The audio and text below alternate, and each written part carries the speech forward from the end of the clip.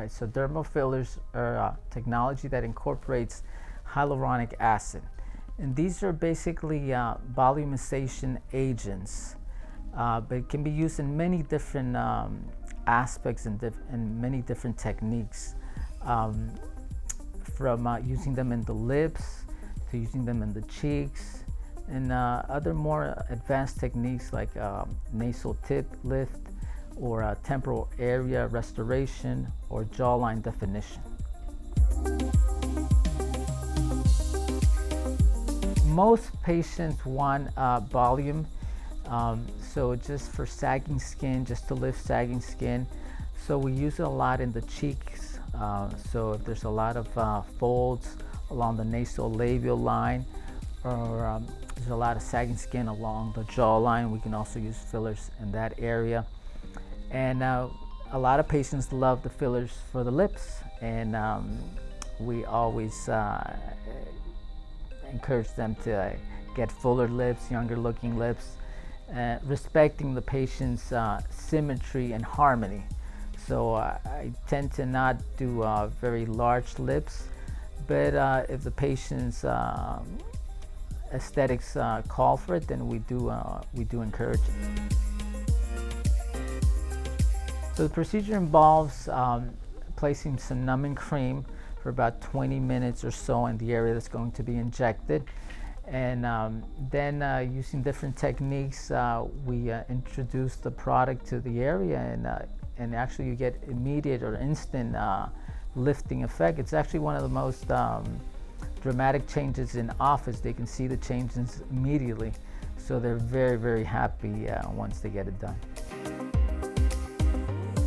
The pain is very limited. I do have to say the lips are perhaps a little bit more sensitive, but again, each person's sensitivity threshold to pain is different. So it's very peculiar for each patient. So it depends on the area. So different areas, it may last longer. And in addition, if I use different techniques and combinations, since I do a lot of combination treatments, it may last even longer. For example, the lips are very dynamic. We use it very frequently. That does not last as long. I would say 6 to 8 months the most.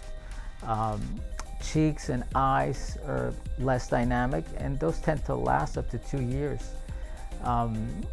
So there's different areas may last differently, which is actually a good thing.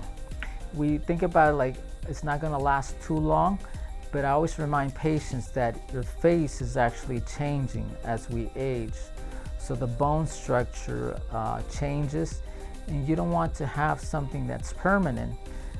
That's why patients that get facelifts look so unnatural, because they got a facelift and their bone structure has changed and they just look odd. So something that changes as we age is actually the most beneficial for the patient. So there may be some risks involved with fillers, and that's why it's important to go to a reputable facility and somebody with experience. Not every practitioner can do fillers safely. So I definitely encourage to find a resource that has a lot of experience and also knows how to handle if there was to be a problem. But overall, our safety record is excellent. We have no complications, and we use the product, respecting the product and using it appropriately. When we look at the market, what we offer is really the best value for the quality of product we have, and the person that's doing it. I'm a physician. I have 3 boards of medicine. I have extensive training in advanced facial aesthetics, and I use quality products.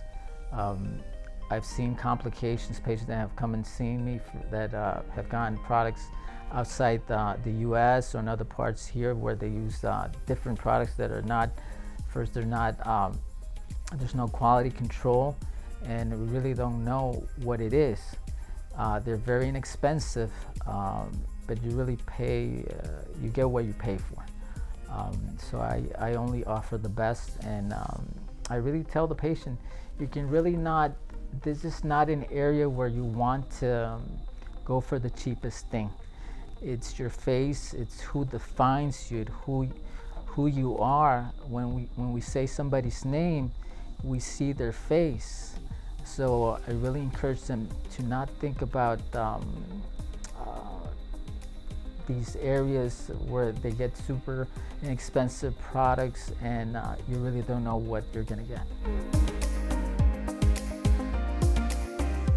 So the aftercare for the fillers is very basic. I always encourage the patients, if they're seeing anything that doesn't seem right, to call us immediately. We usually encourage them to use maybe a cold compress for on and off for the first 24 hours. If they feel any discomfort, which is really minimal to none, they can use some Tylenol.